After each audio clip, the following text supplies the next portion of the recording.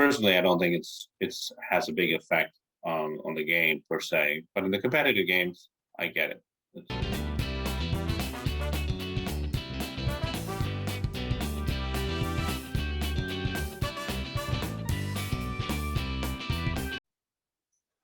Paddles up and welcome to episode 26 of the Pickleball Guru's podcast. I'm Randy Manaply and I'm here with Prem Carnot, the Pickleball Guru, the world's premier pickleball coach and author of the two best-selling books, Smart Pickleball and Drop Shot Till You Drop.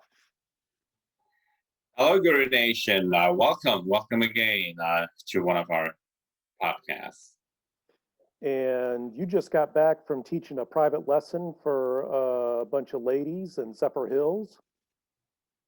Yes, I did. It was a very fun experience. And, I get this question all the time from people, like, of all the places I've visited, what is the best place or best facility I have seen in the pickleball world? There are amazingly beautiful courts across this country, but also, in the world, more and more are sprouting. But I was pleasantly surprised. I think till date, I think for me, the best pickleball courts were actually the national championship in Palm Desert, which was probably the best I've seen in terms of organization, but also a number of courts. But Zephyr Hills sports, they don't have many. They only have 4, but it's beautifully placed, really nice colors. It's a great, it's called the Sarah Vandenberg Tennis and Pickleball Complex, Racquetball Complex. They do have a very beautiful setup. They have paddle courts. They have a lawn tennis, grass court, and clay courts and hard court tennis too. So it's a beautiful setup. I really, really enjoyed it, and I really enjoyed the group too. And you have your new Peepo shirt on. I'm assuming you were using new Peepo paddles when you were out there? Absolutely. I still enjoy very much my MX23 paddle, which is it's a very beautiful paddle, really, design-wise, but it's also very cool. It's got really good, nice pop to it, really good control. Spin is beautiful on it. I really, really enjoy it, and for the price point, you can't beat it. And let's go ahead and get into the subject of our current episode. Our last episode was on one of the major rule changes, the provisional drop serve. This is on the other one that's fairly controversial, no more lets. Brian, why did they eliminate lets from the game of pickleball? That's a good question. I'm not completely sure exactly why they allowed this one, but I think in most racket sport and tennis, let you reserve generally, and I know in ping pong it is the case. Maybe it used to be, and it doesn't used to be now anymore. So I don't know if that's the reason behind the reasoning is once it has crossed the plane of the non-volley zone, maybe it's playable, and it should be. And I think it interrupts the flow of the game probably. I don't know the reasoning behind it. Probably the authorities who took the decision should, who had probably canvassed and surveyed it, probably came to a good conclusion that it doesn't interrupt the flow of the game. Once it's processed, you should be able to take it. It definitely is challenging if it's with players who are not as athletic, and if the ball dribbles away and just lands just across the non-volley zone, some people might have a hard time with it. And I think that's a majority of the current crop of players in the setup, which is majority of them. Competitive group of players represent maybe 2%, maybe 1% of the whole diaspora of players. And there are some athletic people in the non-competitive group.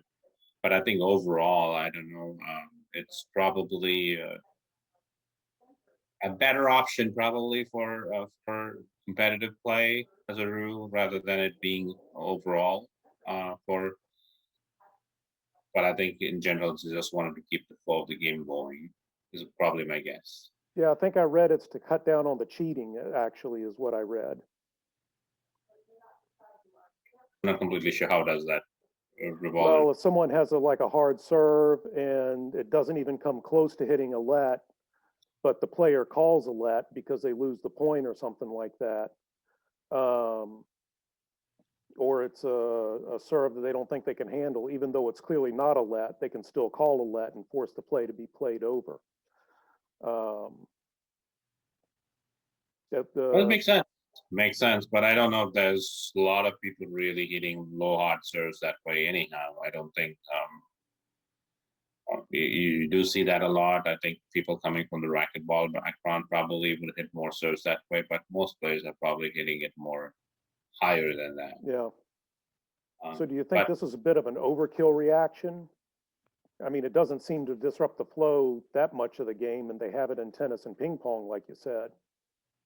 I'm not completely sure, but I do think it is not really disruptive. But that's a very small percentage of people who are in the business of cheating. But it's like everywhere else. I think you are probably going to see some of that. But overall, I think people are well meant and don't intend to call a ball let if it is not. But that's a pretty low percentage for it to be.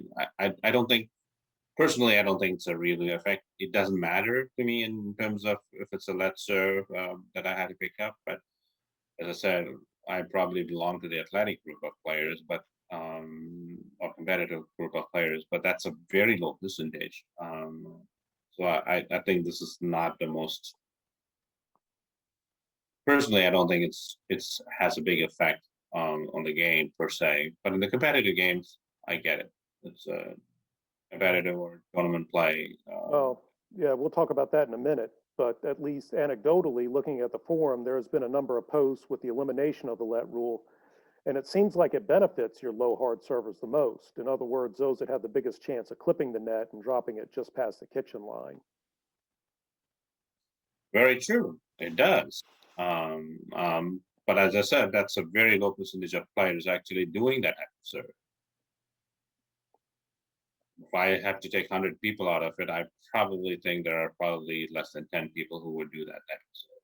Not that they cannot execute it, but it's not, other players cannot execute it, but it's not something which most people use. But then doesn't that bring up a problem where it just benefits like this low 10% of the people as opposed to the rest of everybody else?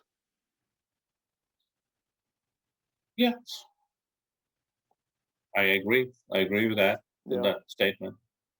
It only benefits, but it's as I said in the overall game strategy. I don't think it is a big impact on the game. Um, so I don't think that's not the most challenging one. As far as the serve goes, the drop serve goes, I understand there's been lot more complaint, and a lot more assessment, and a lot more optical illusion or not, like people thinking, oh, this might be illegal, this might be on top of the waist. And there's been a lot of debate around it. So at least drop serve is going to eliminate that. But in terms of this one, I think this is not controversial, but it's not really effective as a rule change. And just to make everything more confusing, the no lets rule has not been adopted by the Pro Pickleball Association. They now apparently have their own set of rules, at least in terms of certain aspects of it. They've also eliminated the drop serve as well as Zane Navratil's chainsaw serve, I think is what they call it. Is this good or bad for the game that certain organizations have developed their own set of rules? I don't. I don't really express on opinions of what other people have brought into their rule.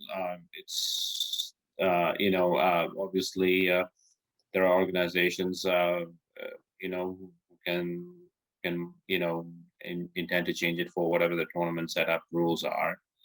All I can tell you is having been in the World Pickleball Federation groups in the past, the original rules from our founding fathers are different from the ones we have now.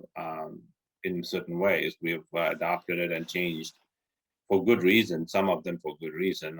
One example I would give you is like stepping into to the baseline and serving was part of the rules in the original rules. That rule was changed later on when I think it was in 2009 or something like that, or before that. They changed that rule once you started actually having dedicated pickleball courts. Because initially, when the founding fathers suggested that stepping into the baseline and serving 1 foot inside, not all both the feet, but 1 foot in to serve. The reason behind it was there was a wonderful, beautiful cedar tree just behind the baseline, which allowed the server not being able to get in. So they used that as a thumb rule, and it was completely followed because it was mostly prominent in the sport, especially in the Northwest, because that's where it originated. And a lot of gyms had walls which were very, very close to the baseline. So stepping in and serving was pretty much the way it was actually expressed and used. And then that got changed once you got dedicated pickleball courts. So I get that some amendments have to be made once the game evolves, and changes are always going to be the constant. I always believe that, a strong believer of that. So anything which can enhance the game and support the game is only good for the sport. But if it is in detriment of it, if it's not going in the side of evolution, but more of a devolution, then I think that's probably not supportive to the game. But as far as the serve, different organizations have it. I don't know what to say. Like I'll give an example from a different sport, like basketball. The FIBA, which is the Federation, International Federation Football Association, hmm they have a different set of basketball rules, which are very different from NBA. Right. So like the NBA players, when they go and play international tournaments like the Olympics, they follow the FIBA rules. They don't follow the NBA rules. FIBA rules are it's streamlined across every nations which play it in the international level, but NBA follows its own set of rules. The 3 point line, for example, is a perfect example. It's different, the different distances. Um, is it good for the game and for the NBA sport? Absolutely. Is it good for international federation?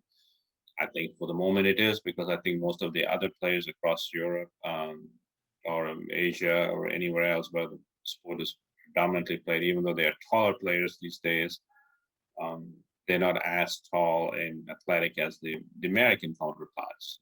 So I think it sort of balances it out in the international arena.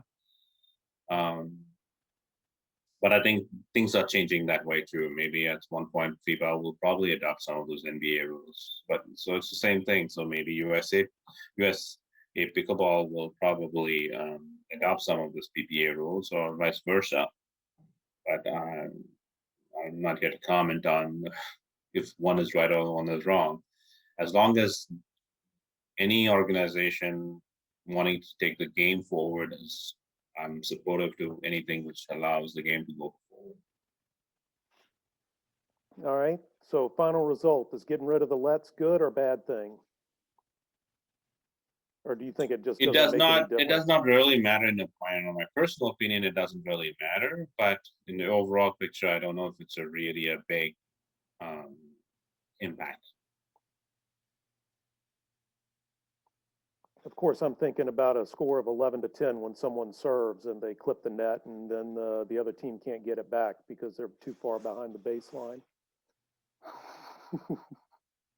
I know. I totally agree with you on that one. As I said, again, it depends on the competitive levels. And, more competitive players are probably would have no issues whatsoever on it. It's not a big deal. But other groups will probably not.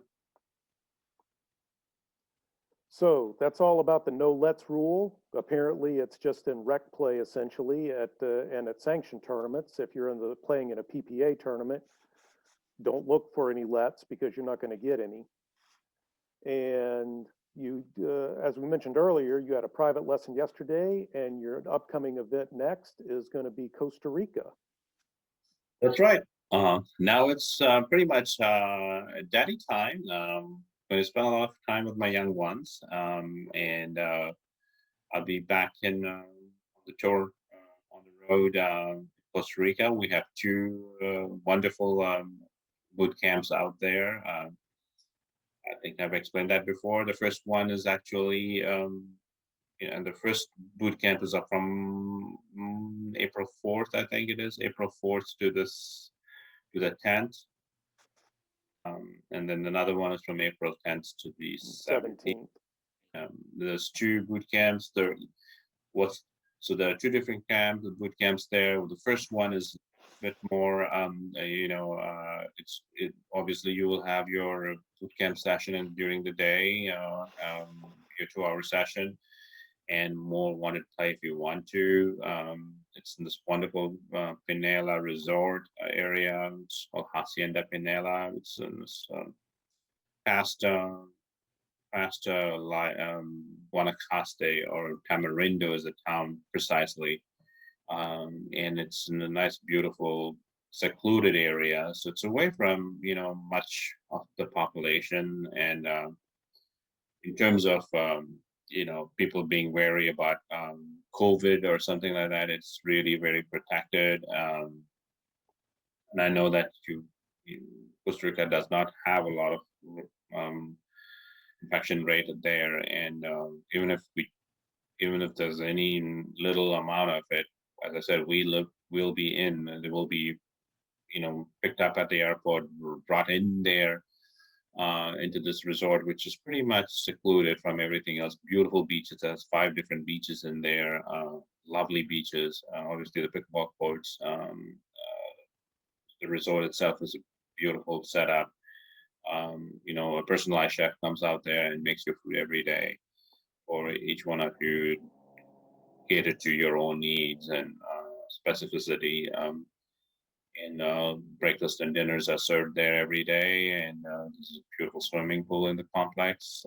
It's pretty much a private complex. There's no one else than you, the participants, and me.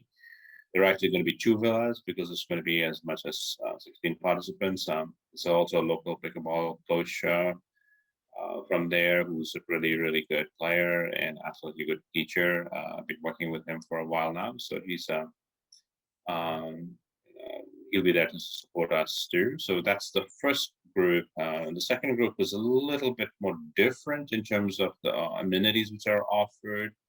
The second group has, a few number of things outside to pick up, dinner, lunch, and everything which is served.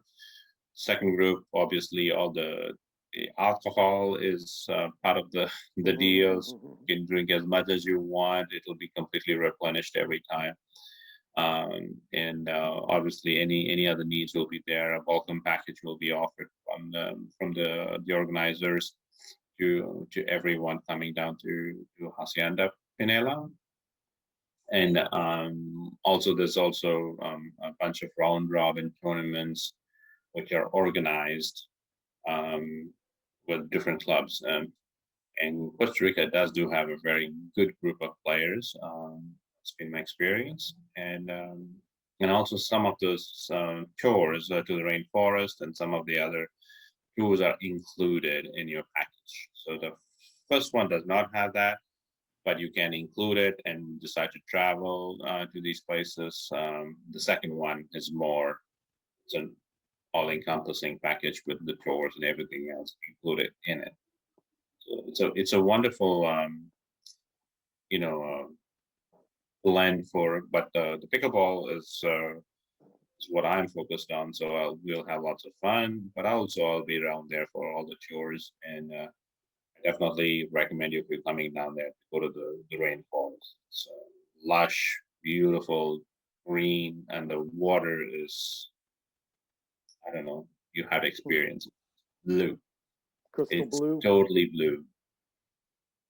It's a different type of blue. It's sort of very phosphorescent type of light sky blue, which I've never seen anywhere else. Yeah.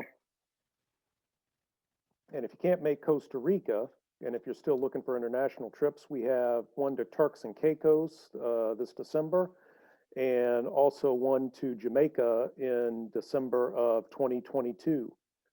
And if you're looking to do it on stateside, boot camp in Richmond is sold out, but there's the more affordable Boot Camp Express coming up in May, plus boot camps in Charlotte in August, Denver in September, Sacramento in October, and two in Tucson, one on October 22nd through 25th, and one on October 29th through November 1st. So a Halloween boot camp. If you can't make a boot camp but want to come out to a clinic, we have lots of clinics coming up, two in the Richmond area in May, Charlotte in August, Denver in September, Sacramento in October, and also in October, Tucson. And if you can't come out for coaching but still want to support the guru, check out our gear page or purchase one of his best-selling books. Plus, in the show notes, I'll have all the links to all the other products like the newly USAPA approved Core Pickleball, new Peepo paddles, Jigsaw Health's Pickleball cocktail, and where you can get a Smart Pickleball t-shirt. Either way, head on over to pickleballguru.com and sign up for Prem's newsletter, absolutely free for lots of tips, tricks, strategies, and more for lots of free stuff. That's all I have, Prem. Do you have anything else to add? I think it would be good for you to explain from the perspective from where you have been and the vantage point. What is the difference between a clinic, a bootcamp express, and a boot camp? Sure. What did you tell our participants? A clinic is, well, first of all, let's talk about what a boot camp is. A boot camp is 3.5 days, 15 plus hours of coaching. So, and it occurs over Friday through Monday, and it's pretty intensive, and it takes you through a progression to learn all the skills and strategies to elevate your game. A clinic is like a smaller version of a boot camp with more people. A boot camp only has 8 people in it, so it's very, very individualized. Clinics typically happen over the course of about 2.5 days. It's about 5 hours. If you want to take the semi-private, there's an extra 2 hours on top of that. But there's up to 24 to 36 people that typically attend a clinic. So, and there's also a bit of a price difference. Boot camps generally run $14.97 with the discount that's available. Clinics are only $97 for the 2-day. And if you want something in between all that, I guess what I should also explain is clinics are mainly for your 2.0 to 3.5 players, while boot camps are more for your 3.0 to 4.0 players. Somewhere in between all that is Boot Camp Express, which is a more affordable boot camp alternative. You can get that for $4.97. That occurs over 2 days on a weekend in Richmond, and it's 12 plus hours of coaching. It's sort of like a maxi clinic, mini boot camp.